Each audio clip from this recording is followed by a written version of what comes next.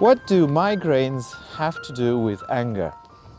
Well, I'm going to do this video and tell you about a patient of mine, I'm not going to reveal her name, who came to me some years ago because of severe migraines.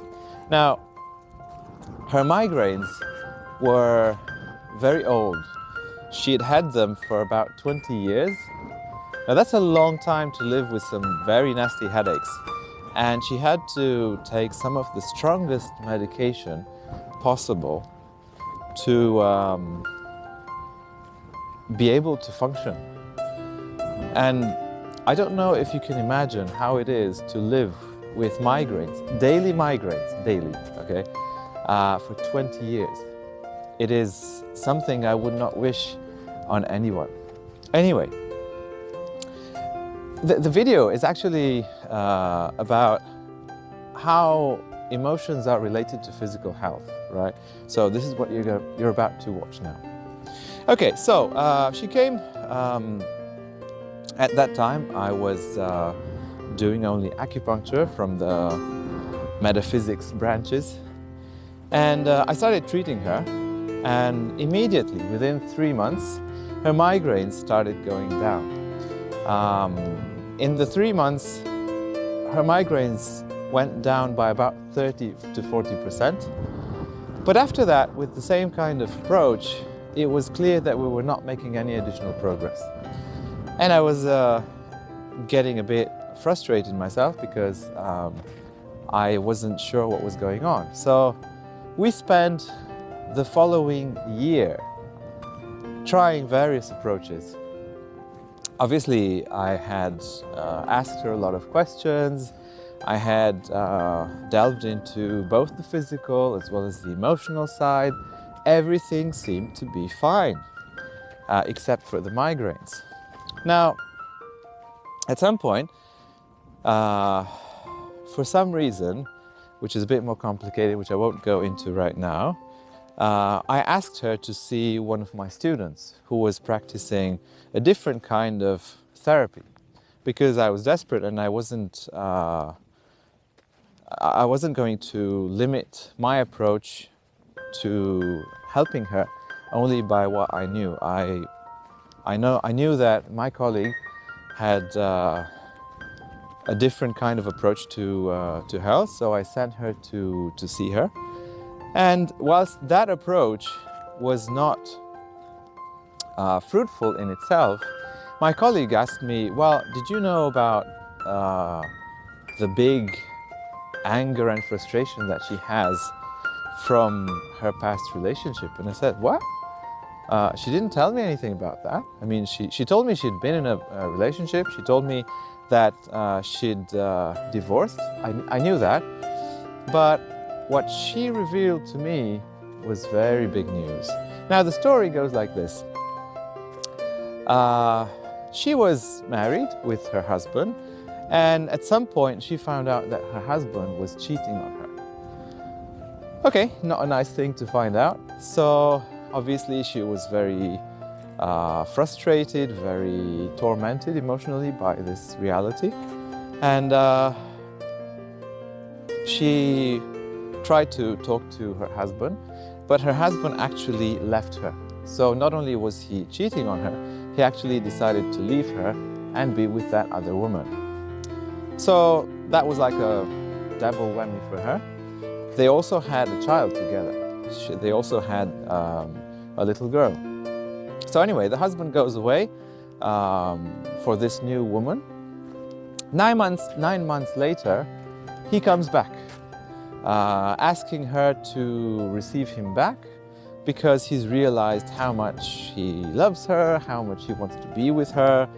Now, I don't think it was easy for her, but in the end she decided that yes, okay, she's going to receive him back. So they're back together. Love story unfolds again, seemingly. All very nice and happy in paradise. Until a year later, her husband cheats on her again. And, well, maybe he'd been cheating on her continuously, but she didn't know.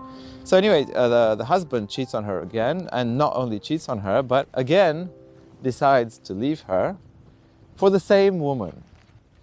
And he goes away for good, or that's what everybody thinks. Not only that, but he also has a child with this mistress. A year later, after having gone away and having the child with this new mistress, he decides that he actually wants to come back to his wife. So he comes back to my patient and asks her to receive him back. And guess what? Now, what would you do? If you were in her shoes, what would you do, right? Now, as I was listening to the story, I myself was somewhere between frustration, disbelief, shock. But this all exploded when I heard what she did. She actually received him back. Can you believe that? So she received him back. And then at some point, he left her anyway. And this was something that she did not tell me. And in retrospective, I think she didn't tell me that because it would have been very painful for her to live again too. But as you can probably imagine, all this resulted in a story, in her life story, which generated very, very, very much frustration and anger. And it was actually after all this that the migraine started. Now, I didn't know that because she didn't tell me that, and she didn't tell me that because it was too painful at the beginning of the treatment to tell me that. As we worked with therapy more and more,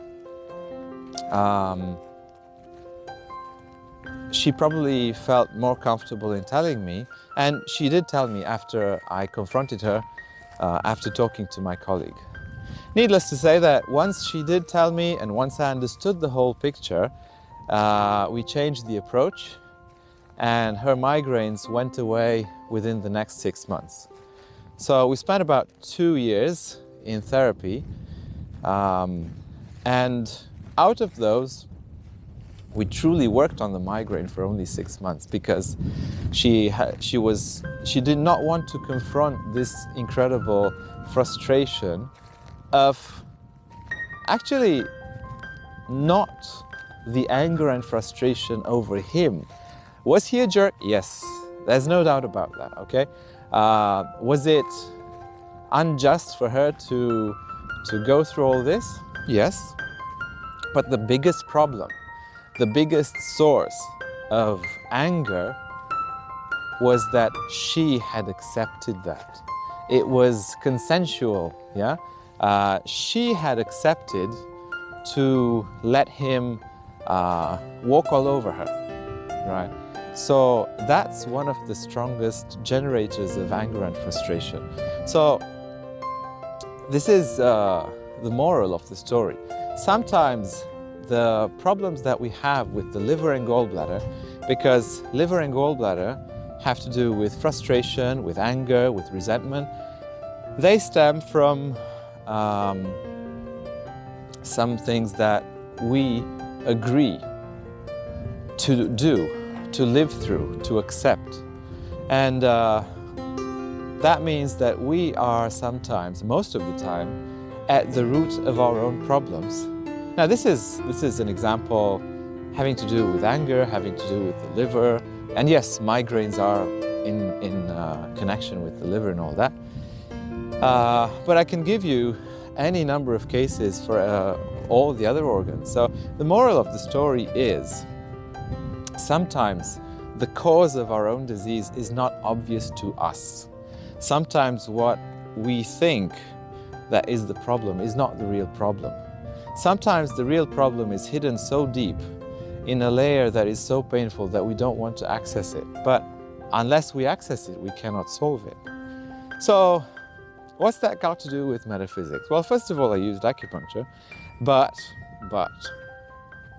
had I had access then to other branches of Chinese metaphysics, like for example, BaZi, I'm sure I could have seen what was going on at the time the migraine started, because that would have been very helpful. I probably would have seen, I don't know her chart, but I would expect to see something like, for example, something involving the spouse palace, also probably something more permanent or something more long-term, like a 10-year pillar affecting the spouse palace. So that could have directed me and her to understand where the problem was coming from. Also, feng shui is very good at sorting out relationship problems. Obviously, feng shui is good for a lot of stuff, but among them, solving relationship problems like that. I don't know if you know, but sometimes there are some combinations of the flying stars. There are some various issues in feng shui. I'm not going to go through all of them because actually there's an unlimited number of them, but we have some guidelines that can actually cause relationship problems, can cause health problems, can cause all sorts of problems like these. And if only we knew what is causing the problem, it would be so easy to correct.